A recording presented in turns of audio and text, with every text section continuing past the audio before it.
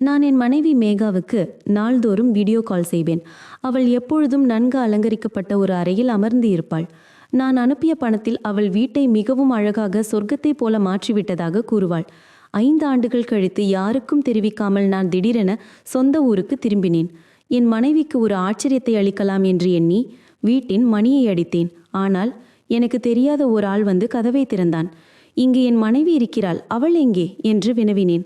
அவன் வியப்படைந்து, ஐயா, இந்த வீட்டை அவர்கள் 3 வருடங்களுக்கு முன்பே எனக்கு விற்றுவிட்டார்களே என்று கூறினான். அவன் கூறியதை கேட்டவுடன் நான் அப்படியே தரையில் விழுந்து விட்டேன். என் மனைவியின் பெயர் மேகா. கடைசியாக என் அலைபேசி திரையில் மேகாவின் புகைப்படத்தை நான் பார்த்தபோது 5 ஆண்டுகளாக நான் சிந்திய வியர்வைக்கும் பட்ட உழைப்பிற்கும் பலன் கிடைத்துவிட்டது என்று நினைத்தேன். ஏனெனில் அவள் முகத்தில் இருந்த புன்னகை வெறும் நிழற்படம் அல்ல, அதுதான் என் வாழ்க்கையின் லட்சியமாக இருந்தது. அதற்காக தான் நான் வெளிநாட்டில் கொளுத்தும் வெயிலில் என் இளமையை தொலைத்தேன்.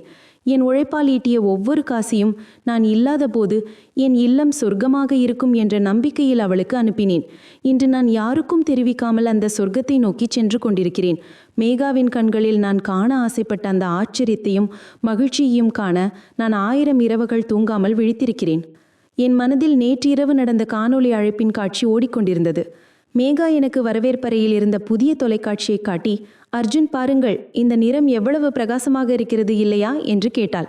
நான் திரையில் அந்த பக்கத்தில் இருந்த அந்த அறையை பார்த்து என் துன்பம் வீணாகவில்லை என்று நிம்மதியுடன் மூச்சுவிட்டேன். விமான பயணம் எப்படி சென்றது என்று எனக்கு தெரியவில்லை. ஒவ்வொரு கணமும் என் இதய துடிப்பு அதிகரித்து கொண்டே இருந்தது. என் சொந்த ஊரில் இறங்கிய போது அனைக்கிலும் ஒரு புதிய வெளிச்சம் தெரிந்தது. நகரம் அதேதான், தூசியும் மொழியும் நிறைந்திருந்தது. ஆனால் என் கண்ணில் நான் காணொளியில் கண்ட அந்த வீடு மட்டுமே இருந்தது.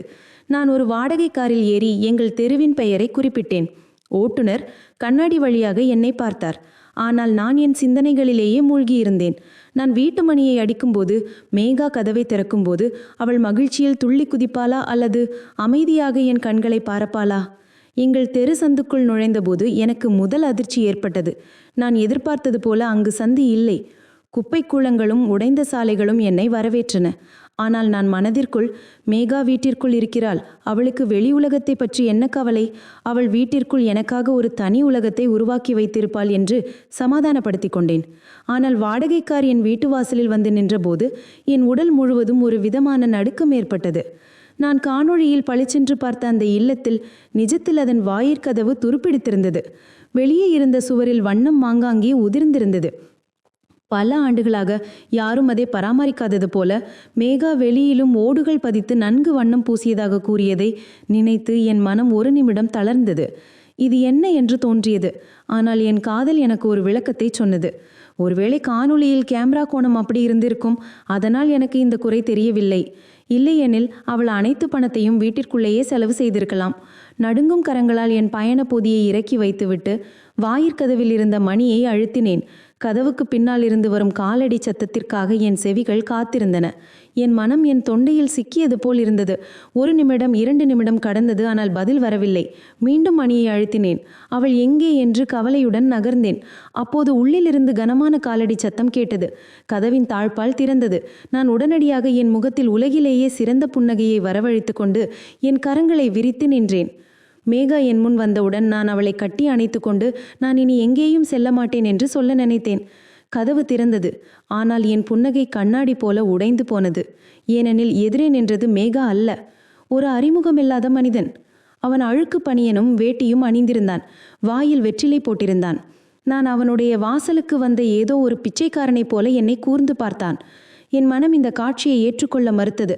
என் இல்லம், என் வாசல், யார் இந்த மனிதன்? என் நாக்கு வாய்க்குள் ஒட்டி கொண்டது போலிருந்தது. நான் மிகவும் சிரமப்பட்டு, நான் அர்ஜுன், இந்த வீட்டிற்கு சொந்தக்காரன். நான் என் மனைவி மேகாவை பார்க்க வேண்டும். அவள் எங்கே? அவளை அழையுங்கள். நான் அவளுக்கு இன்ப அதிர்ச்சி அளிக்க வந்தேன் என்று கூறினேன். அந்த மனிதன் வித்தியாசமாகவும் அலட்சியமாகவும் தோலை குலுக்கிவிட்டு கதவை பிடித்து கொண்டு, ஐயா, உங்களுக்கு மனநிலை சரியில்லையா? எந்த இல்லம், எந்த சொந்தக்காரன்? இந்த வீடு என்னுடையது. நான் கடந்த 3 வருடங்களாக இங்குதான் இருக்கிறேன். நீங்கள் தவறான இடத்திற்கு வந்துவிட்டீர்கள் என்று சொன்னான். அவன் வார்த்தைகள் என் காதுகளுக்குள் சூடான ஈயம் போல இறங்கின. என் கால்களுக்கு கீழே இருந்த நிலம் அதிர்வது போல் இருந்தது. நான் பைத்தியக்காரனைப் போல உள்ளே நுழைந்து கதவை தள்ளி, பேசாதே, இது என் வீடு. நான் என் இரத்தத்தை கொடுத்து உருவாக்கினேன். நான் 5 ஆண்டுகள் துபாயில் மிருகத்தைப் போல வேலை செய்து இங்கு பணம் அனுப்பினேன். என் மனைவி மேகா இங்குதான் இருக்கிறாள். நேற்றிரவு கூட நான் அவளுடன் காணொளியில் பேசினேன். அவள் இந்த அறையில்தான் அமர்ந்திருந்தாள். நீ பொய் சொல்கிறாய். விலகு, நான் உள்ளே செல்ல வேண்டும். மேகா உள்ளே இருக்கிறாள். நீ ஒரு திருடனா அல்லது ஆக்கிரமிப்பாளனா?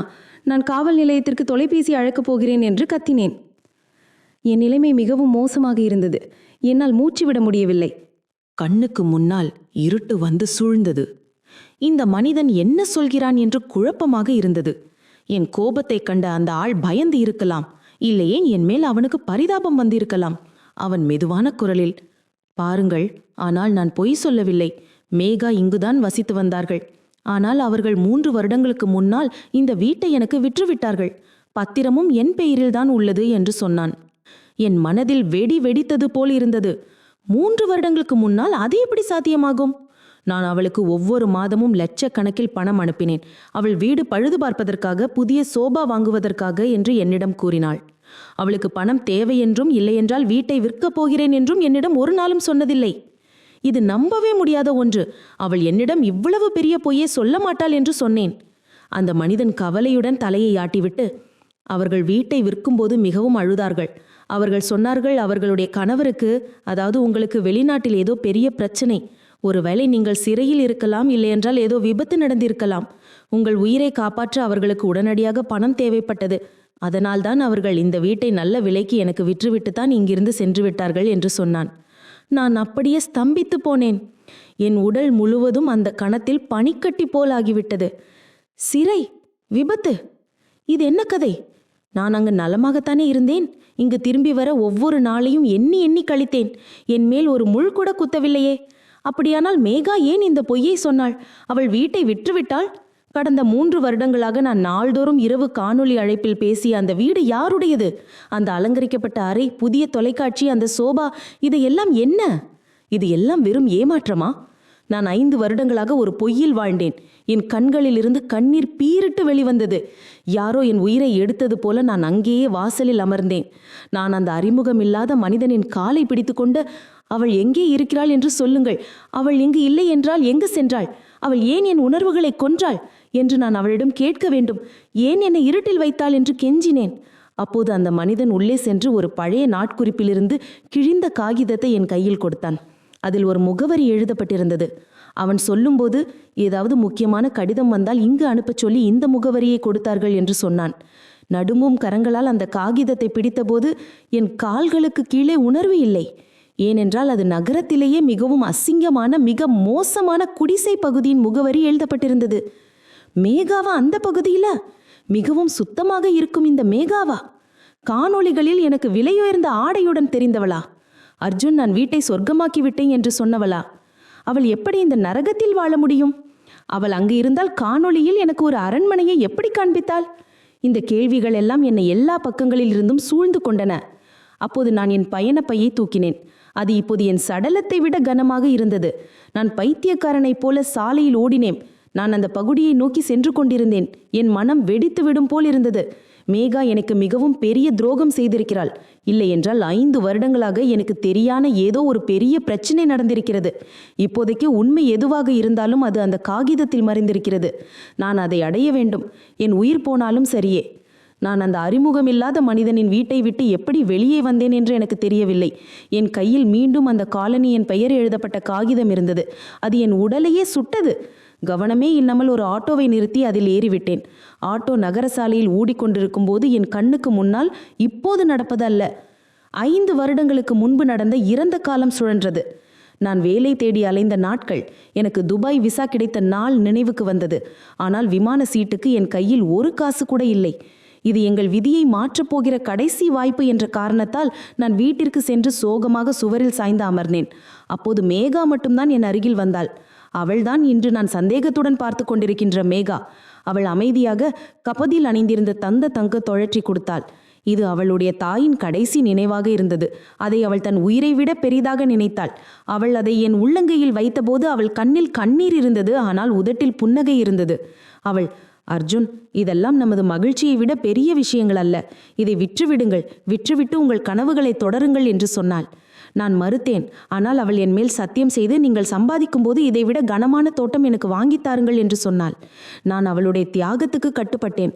விமான நிலையத்துக்குள் செல்லும்போது அவள் நெற்றியில் முத்தம் கொடுத்துவிட்டு, மேகா, உன்னை நான் ராணி போல வைத்திருப்பேன், இந்த வீட்டை சொர்க்கமாக மாற்றுவேன் என்று சத்தியம் செய்தேன். இன்று 5 ஆண்டுகள் கழித்து என் பையில் வைரத்தோடு இருந்தது. வங்கிக் கணக்கில் கொஞ்சம் பணமும் இருந்தது. ஆனால் அந்த வீடு விற்கப்பட்டு விட்டது. அங்கு மேகாவை பற்றி என் ஆன்மாவை தொலைக்கின்ற ஒரு செய்தி கிடைத்தது. அதன் பிறகு ஆட்டோ நகரத்தின் அந்த பகுதியிலிருந்து குறுகலான சந்துகளுக்குள் நுழைந்தது. என் மனதில் பலவிதமான நினைவுகள் ஓடின. மேகா ஒரு வஞ்சகத்தாயாக இருந்தாள். அவள் ஏன் அந்த தியாகத்தை செய்தாள்? அவள் கட்டாயமாக வீட்டை விட்டு இருந்தாலும் எனக்கு ஏன் சொல்லவில்லை, உண்ணவில்லை? அவள் வேறு யாருக்காவது சொந்தமாக்கி விட்டாளா? அவள் எனக்கு அனுப்பிய அந்த படங்களெல்லாம் பொய்யா, ஏமாற்றமா? இந்த நினைவுகள் என்னை பைத்தியமாக்கினா. கடைசியாக ஆட்டோ என்னை குழப்பமும் சேரும் சகதியுமாக இருந்த அந்த காலனிக்குள் கொண்டு வந்து சேர்த்தது.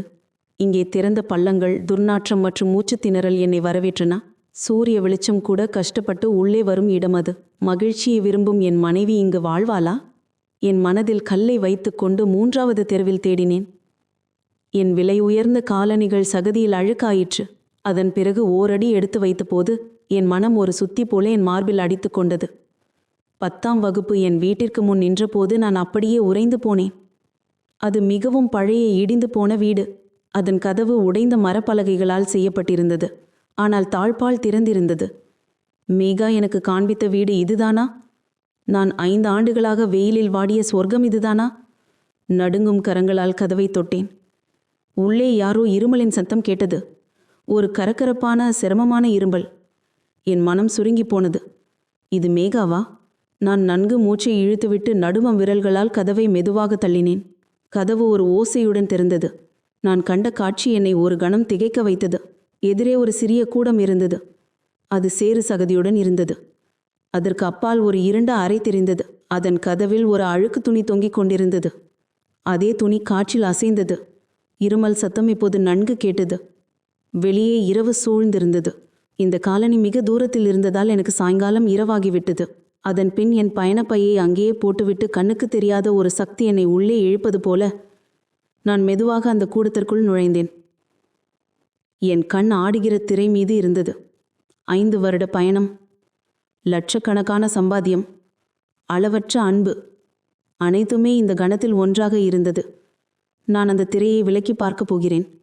என் ஸ்வர்க்கம் நிஜத்தில் எப்படிப்பட்ட நரகமாக மாறியிருக்கிறது என்று கூடத்தின் அந்த சேர் போன்ற தரையில் நின்று கொண்டு நடுங்கும் கரங்களால் அறையின் கதவை தொங்கிக் கொண்டிருந்த அழுக்கான நாற்றம் அடித்த திரையை விளக்கிய போது என் வாழ்க்கையின் மிக மோசமான பக்கத்தை திருப்புவது போலாயிற்று. ஏனெனில் உள்ளே பயங்கர இருள் இருந்தது. அங்கு என் பொறுமைக்கு எல்லை வைக்கும் ஒரு காட்சி எனக்காக காத்து கொண்டிருந்தது. அறையின் சூழ்நிலை என்னை கீழ்ப்பது போல் இருந்தது. கூரையில் தொங்கிக் கொண்டிருந்த மங்கலான மின்விளக்கின் வெளிச்சத்தில் எல்லாமே பாழடைந்ததாகவும் பயங்கரமாகவும் தெரிந்தது.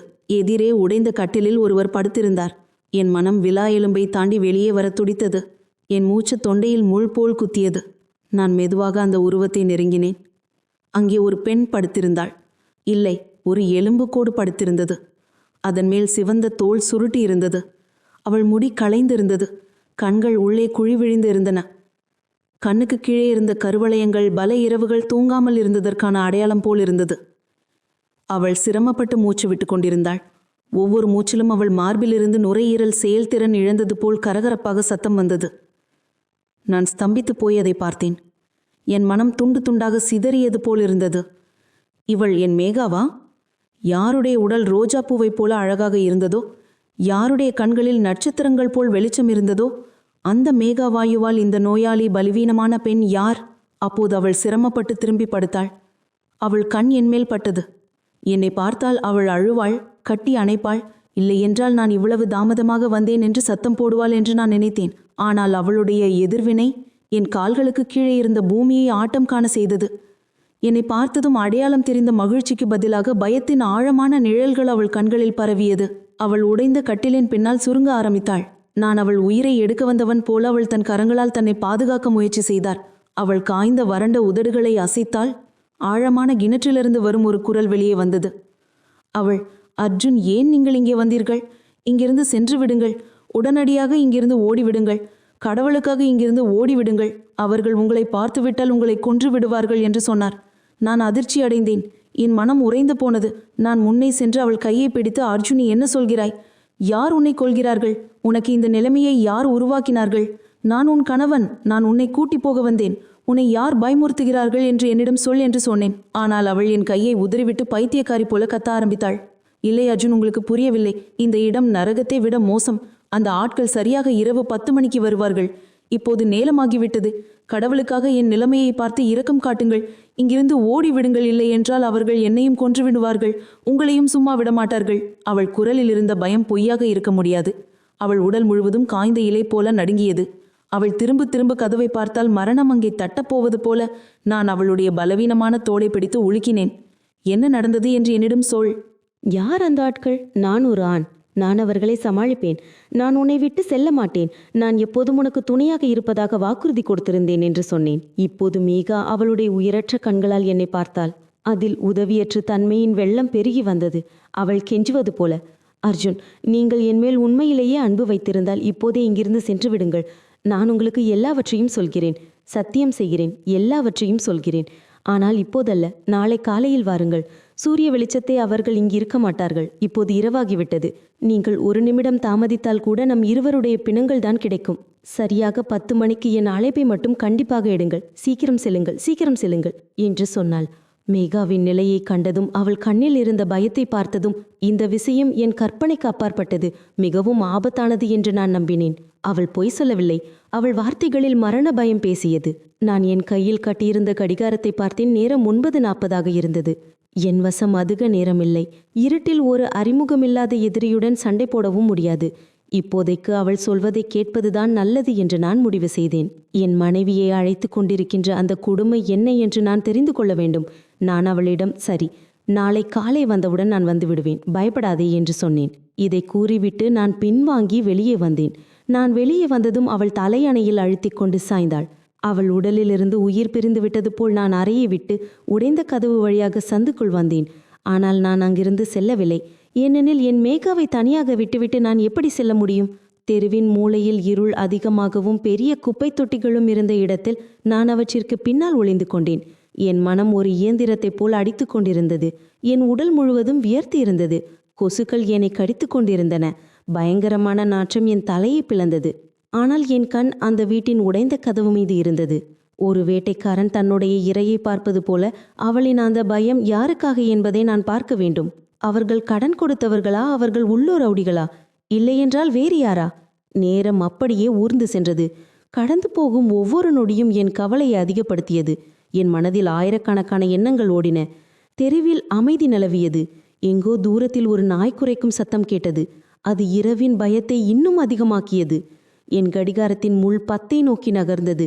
என் பொறுமை குறைந்தது. அதன் பிறகு என் கடிகாரம் 10 மணியானதை காண்பிட்ட போது இன்னொரு மூலையிலிருந்து சில காலடி சத்தங்கள் கேட்டன.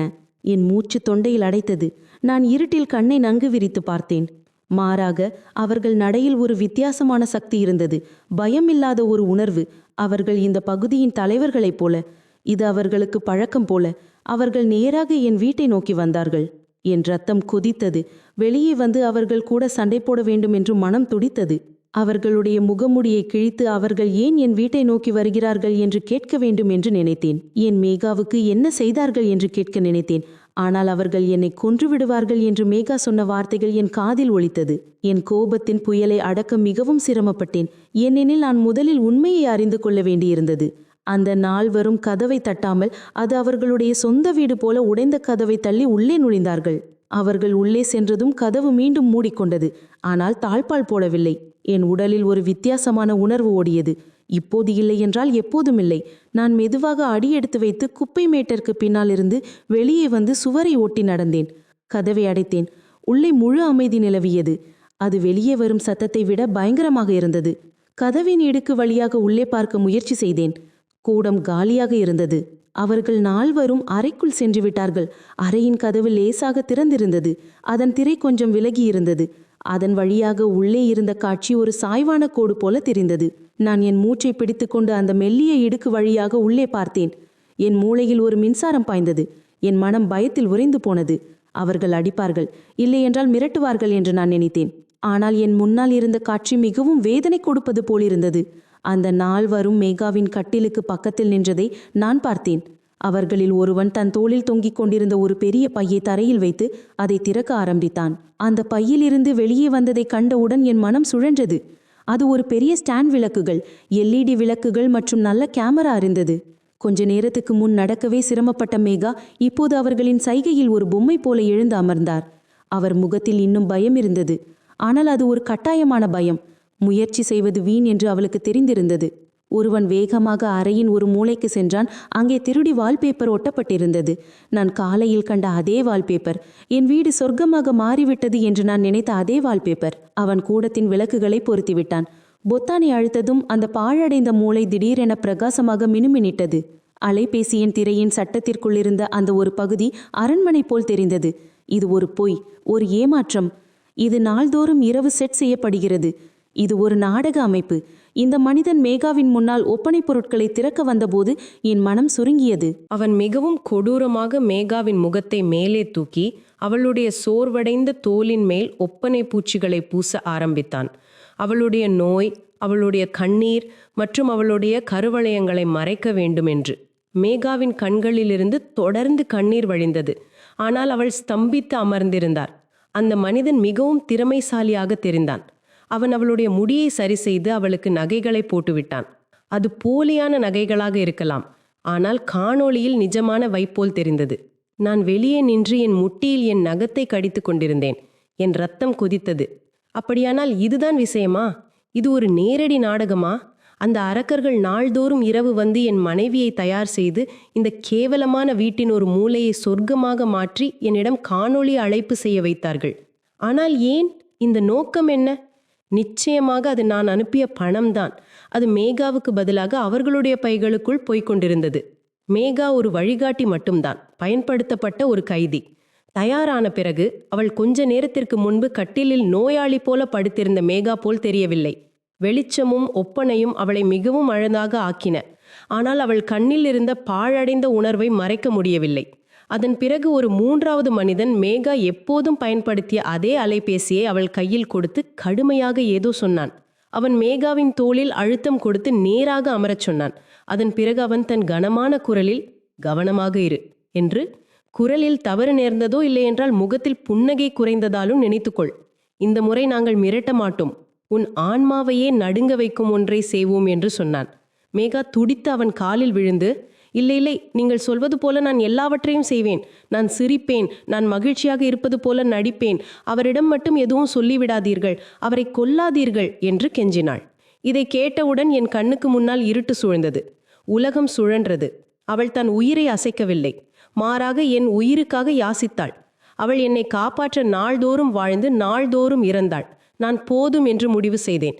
என்னால் இதற்கு மேல் ஒரு வேடிக்கை பொருளாக இருக்க முடியாது. கதவை தள்ள என் கரத்தை நீட்டினேன். ஆனால் அந்த கணத்தில் அறைக்குள் இருந்த நான்காவது மனிதன் பையில் இருந்த ஒரு பொருளை எடுத்தான். அதை கண்டவுடன் என் கால்கள் அங்கேயே நின்றுவிட்டன. என் இரத்த நாளங்களில் இருந்த இரத்த பனிக்கட்டி ஆயிற்று. அது எந்த ஆயுதமும் அல்ல, ஒரு ESP போல ஒரு பொருள். அவன் அதை காற்றில் ஆட்டி சிரித்து கொண்டே, "கவலைப்படாதே, உன் முட்டாள் கணவன் பணம் அனுப்பி கொண்டு இருக்கும் வரைக்கும், இந்த சாதனம் எங்கள் வசம் இருக்கும் வரைக்கும் நீ நாங்கள் சொல்வதை கேட்டுதான் ஆக வேண்டும். இப்போதே ஃபோன் செய். நீ எவ்வளவு மகிழ்ச்சியாக இருக்கிறாய் என்று அவனிடம் சொல்" என்று சொன்னான்.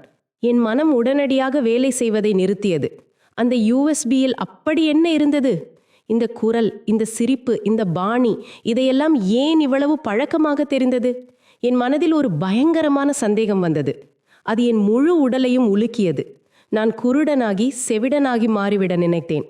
நான் கதவின் இடுக்கு வழியாக எல்லாவற்றையும் பார்த்து கொண்டிருந்தேன்.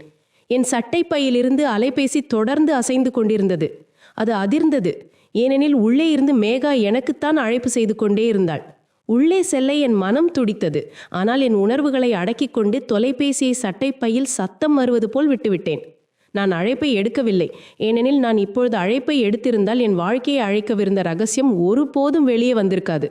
உள்ளே மேகா பயந்து போய் தொலைபேசியை காதிலிருந்து எடுத்து நடுங்கும் குரலில் அந்த மனிதனிடம், "அவர் தொலைபேசியை எடுக்கவில்லை. ஒருவேளை அவர் வேலையில் பரபரப்பாக இருக்கலாம், இல்லையென்றால் தூங்கி இருக்கலாம். என்னை நம்புங்கள், நான் பொய் சொல்லவில்லை. நான் நாளை அவரிடம் பேசுவேன்.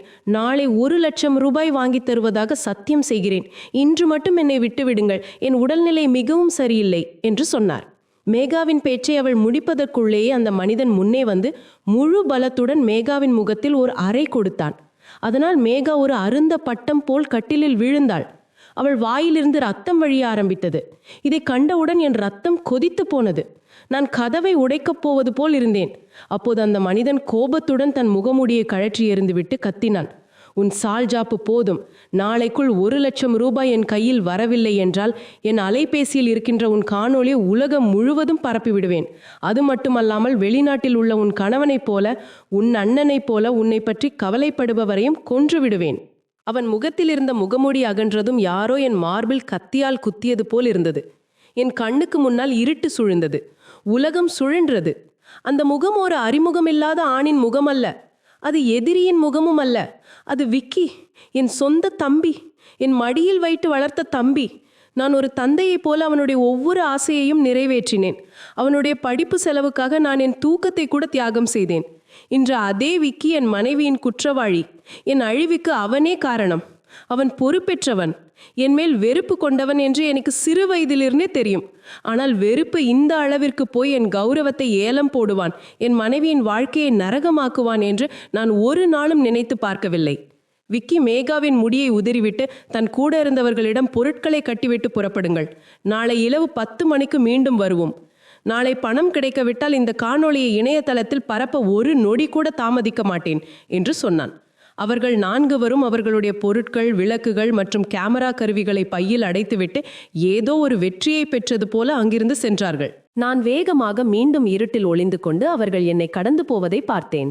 விக்கி சிரித்துக்கொண்டே, அண்ணன் துபாயில் கழுதை போல வேலை செய்து சம்பாதிக்கிறான், ஆனால் அது நமக்காகத்தான் என்று சொன்னான். அவர்கள் சென்ற பிறகு தெருவில் மீண்டும் அதே பயங்கரமான அமைதி வந்தது. நான் அங்கேயே கொஞ்ச நேரம் ஒரு சிலை போல நின்றேன். என் மனதில் விக்கியின் சிரிப்பும் மேகாவின் உதவியற்ற தன்மையும் ஒளிந்து கொண்டிருந்தது. அவன் சென்றுவிட்டான் என்று எனக்கு உறுதியான பிறகு நான் நடுங்கும் கால்களுடன் மீண்டும் வீட்டிற்குள் நுழைந்தேன். மேகா கட்டிலில் அழுது கொண்டிருந்தாள்.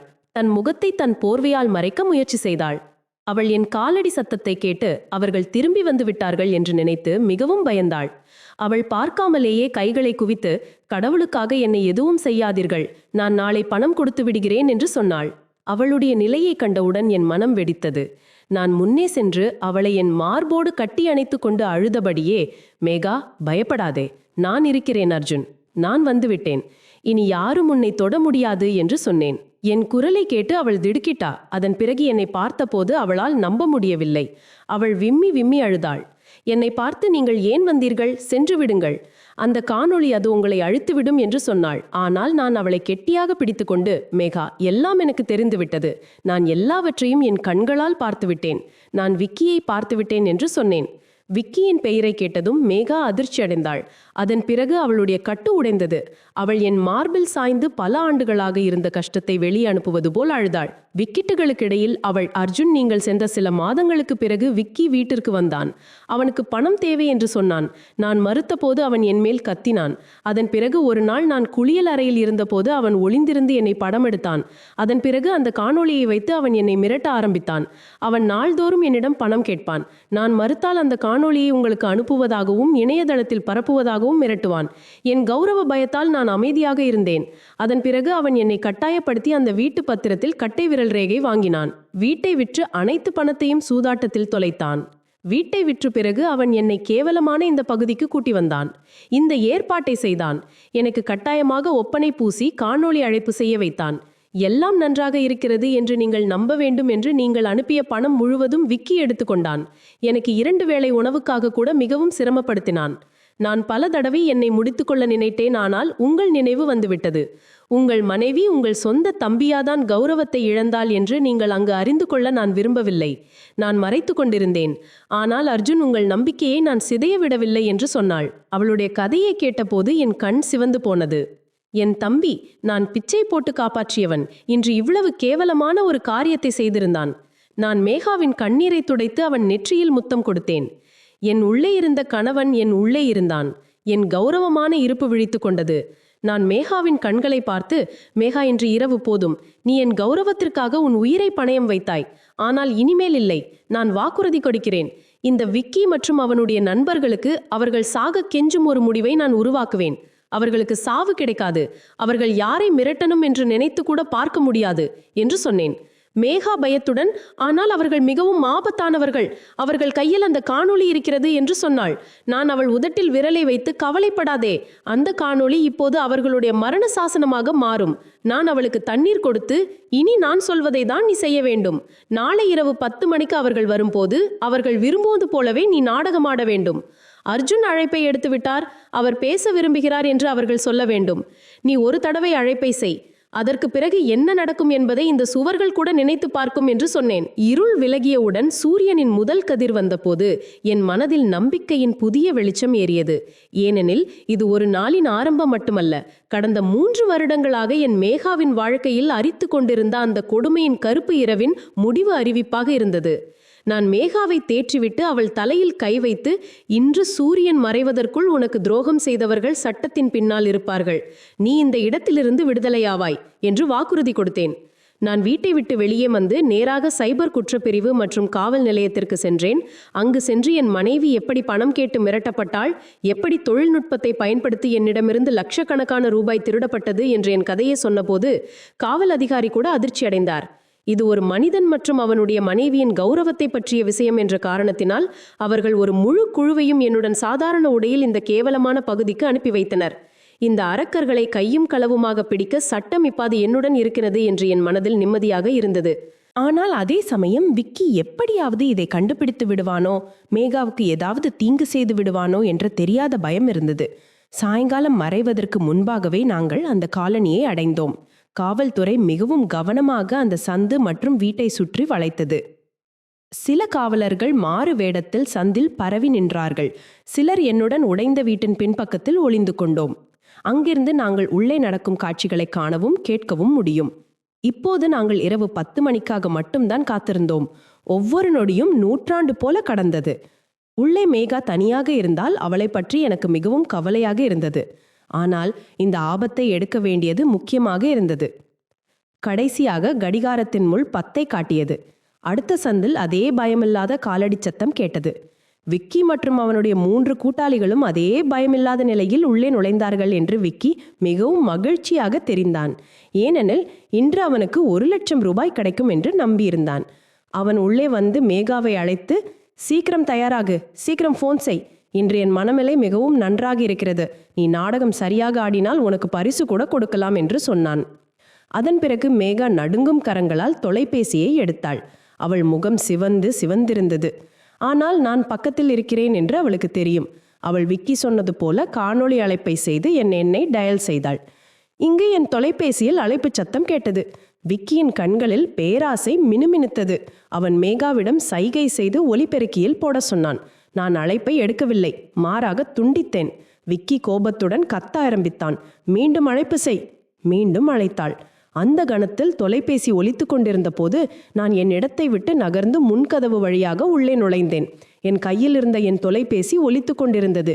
விக்கியும் அவனுடைய கூட்டாளிகளும் என்னை திடீரென முன்னால் பார்த்ததும் அவர்கள் முகம் வெளிரி போனது. விக்கியின் வாய் திறந்தே இருந்தது.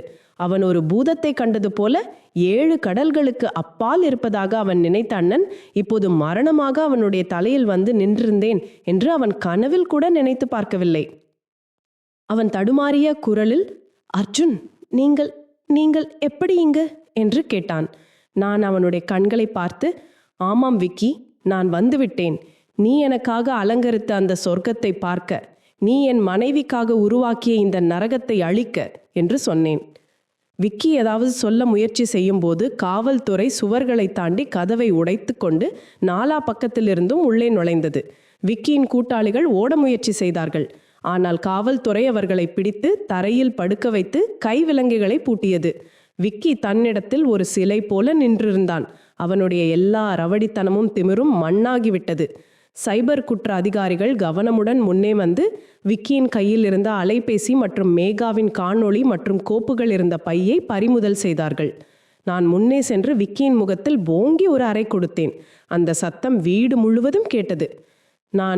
நீ என் தம்பி அல்ல, நீ ஒரு அரக்கன். நீ பணம் ஒன்றிற்காக என் முதுகில் கத்தியால் குத்தினாய். உன்னை தாயை போல பார்த்து கொண்டிருந்த இவளின் வாழ்க்கையை அழித்து விட்டாய் என்று சொன்னேன். விக்கி தலையை தொங்கவிட்டு நின்றான். அவன் வசம் இப்போது பேசுவதற்கு எதுவும் இல்லை. காவல்துறை அவனை இழுத்து சென்று வண்டியில் ஏற்றியது. சத்தம் கேட்டு சேர்ந்த பக்கத்து வீட்டுக்காரர்கள் வெறுப்புடன் அவன் மேல் தத்தினார்கள். இதையெல்லாம் கண்ட மேகா தன் கட்டிலிலிருந்து எழுந்து தடுமாற்றத்துடன் என் அருகில் வந்தாள்.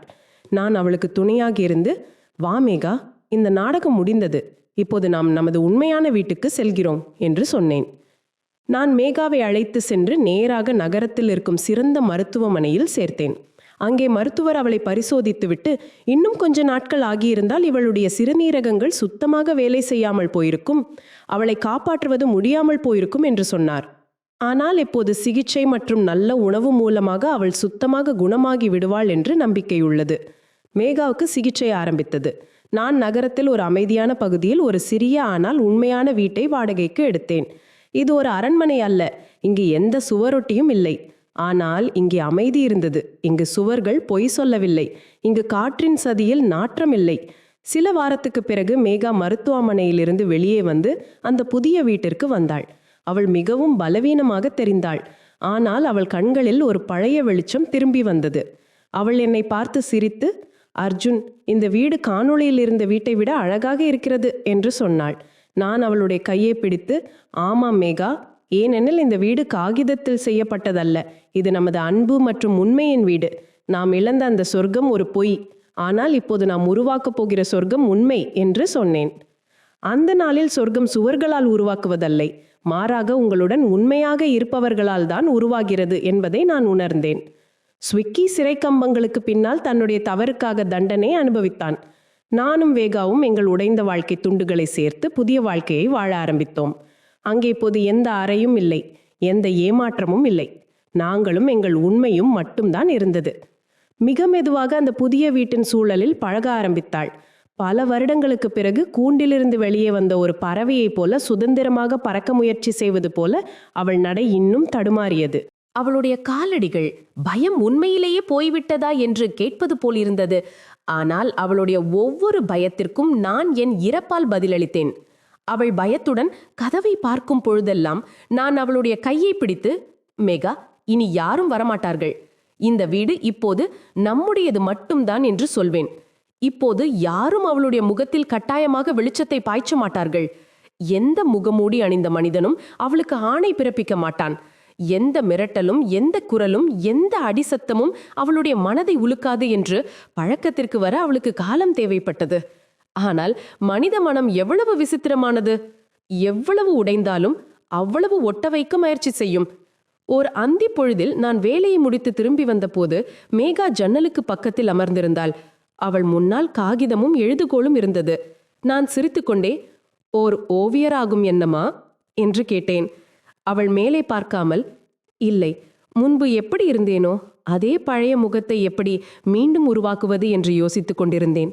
நான் அவளை சந்திக்க விரும்புகிறேன் என்று சொன்னாள். அவள் ஒரு மெல்லிய ஓவியத்தை வரைந்தாள். நீளமான முடி, பெரிய கண் மற்றும் ஒரு அப்பாவி புன்னகை.